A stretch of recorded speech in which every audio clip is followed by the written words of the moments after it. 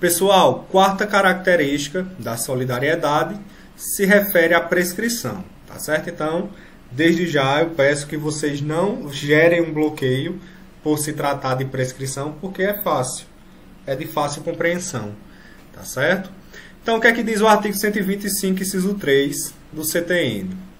A interrupção da prescrição, né, aquela situação que gerar a interrupção da prescrição, se ela for, né, se ela favorecer ou prejudicar um dos devedores, ela também irá favorecer ou prejudicar os demais, certo? Essa interrupção da prescrição, em síntese, vai atingir todo mundo, certo? Seja para prejudicar, seja para favorecer. Então, se um só dos devedores, né, incorreram nessa situação de interrupção da prescrição, se isso foi favorável ou contrário, né, aos interesses desse devedor, isso também vai favorecer ou prejudicar os demais, certo? Em qualquer situação, ela também vai ser aplicada aos demais devedores. Quando a gente fala de interrupção da prescrição, nós temos que diferenciar isso de situações de suspensão da prescrição, tá certo?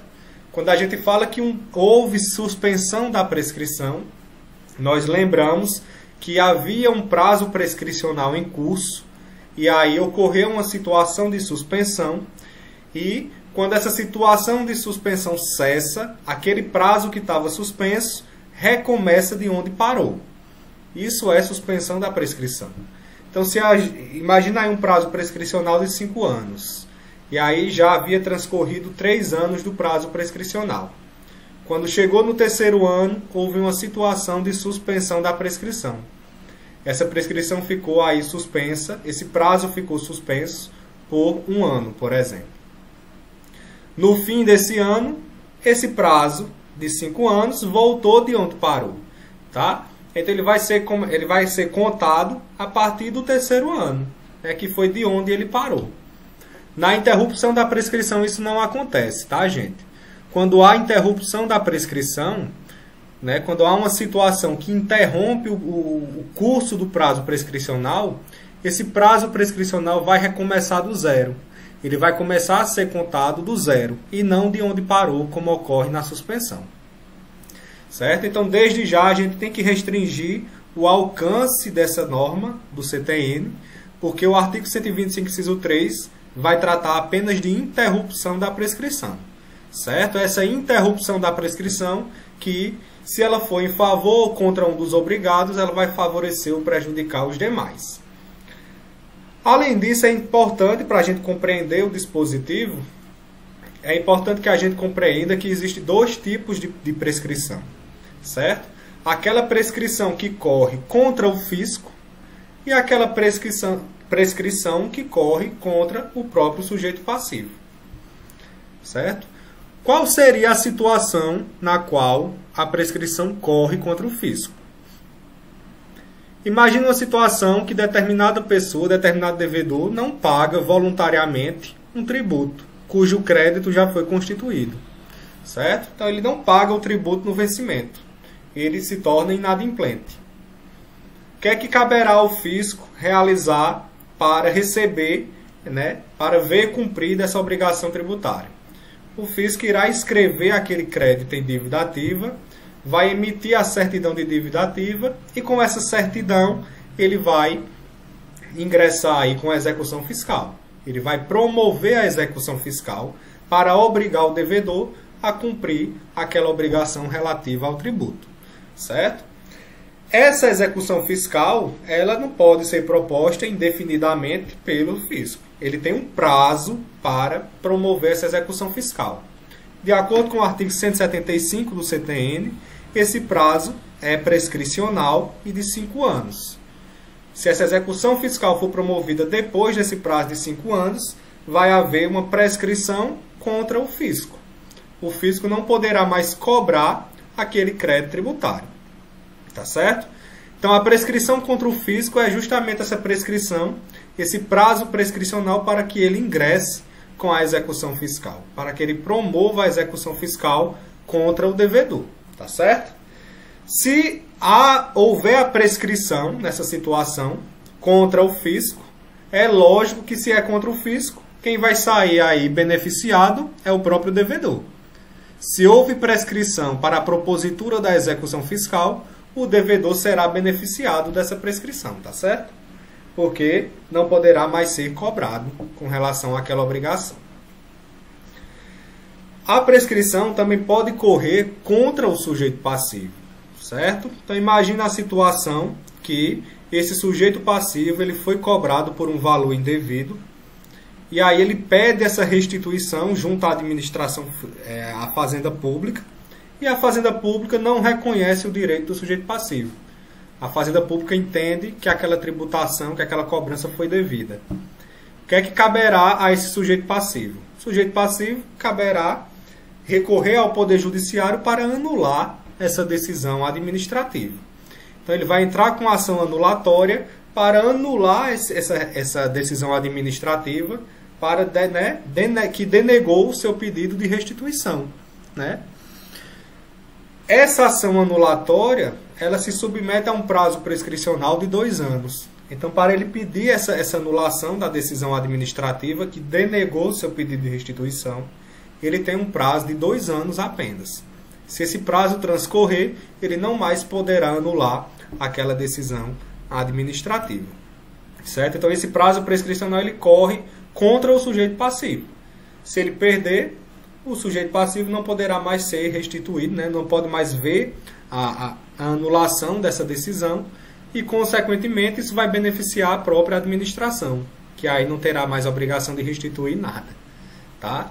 Então, se é contra o fisco, vai ser em benefício do devedor. Se é contra o sujeito passivo, é lógico que vai ser em benefício do devedor, do fisco. Tá certo?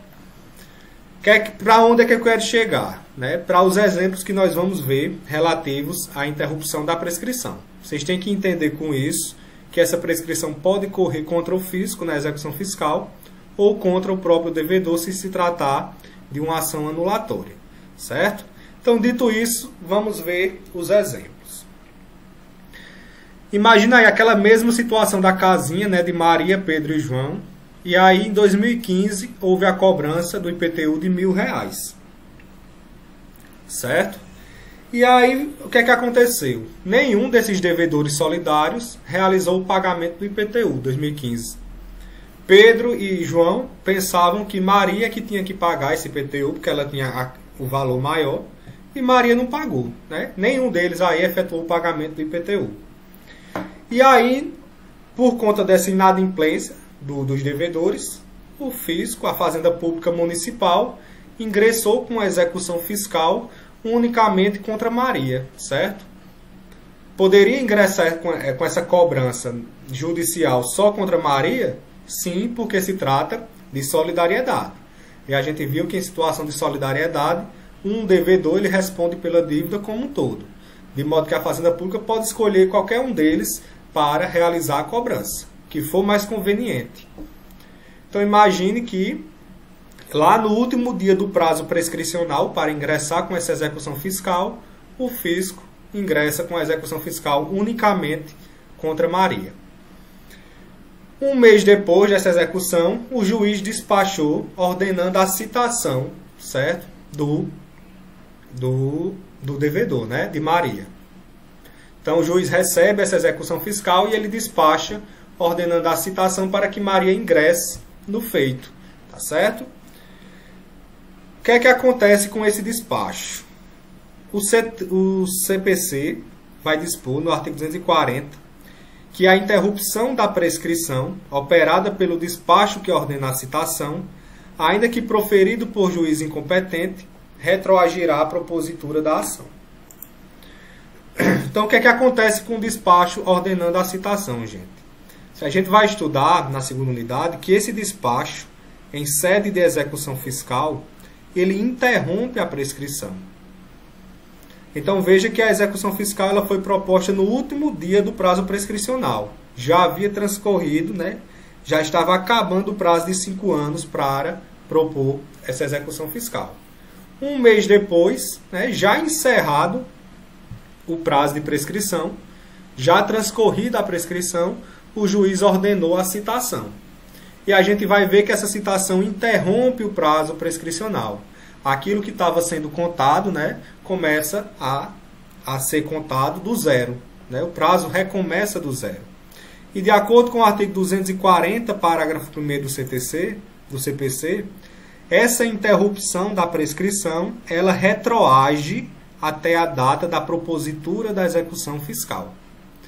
Então, isso significa dizer que é a partir da execução fiscal que se interrompe a prescrição. Com o despacho ordenando a citação, o prazo prescricional começa a contar a partir da propositura da execução fiscal. Então, com a propositura da execução fiscal, o fisco ganha mais um prazo de 5 anos de prescrição, certo? Ele tem renovado esse prazo de 5 anos. Então, veja aqui um exemplo em que o prazo prescricional é interrompido em favor do fisco e em prejuízo dos obrigados. Por que foi em prejuízo dos obrigados? Porque aqui o fisco vai ter mais um prazo renovado, mais um fôlego para realizar essa cobrança do tributo. Se Maria, por exemplo, morre ou não é encontrado os bens de Maria, né, o fisco municipal terá um prazo novo de 5 anos para se voltar contra os demais devedores, para realizar a cobrança em face de Pedro e João. Ele terá um novo prazo para cobrar dos demais devedores, porque a interrupção da prescrição, certo, em prejuízo de um dos devedores, né, aqui se operou em prejuízo de Maria, também vai prejudicar os demais. Então, se renovou o prazo prescricional para cobrar de Maria, vai renovar o prazo prescricional para cobrar de Pedro e João. Porque o que prejudica um, prejudica os demais. Tá bom, gente? Qualquer dúvida, mandem para mim no sala de aula, tá? Não guardem a dúvida quanto a isso, não. Um exemplo agora em que há a interrupção do prazo prescricional em favor dos obrigados e agora em prejuízo do próprio fisco, em prejuízo da própria fazenda pública. Então, imagine a situação em que está aqui, em favor dos obrigados em prejuízo do fisco. Imagine a situação, na mesma casinha de Maria, Pedro e João, né? O IPTU de 2015 deveria ter sido cobrado em R$1.000. Só que Maria, ela foi cobrada indevidamente pelo município no valor de R$3.000. E Maria paga esses R$3.000, né, a mais, esse valor a maior. Posteriormente ao pagamento, Maria percebe que pagou mais que o devido e ela entra com um pedido de restituição no plano administrativo.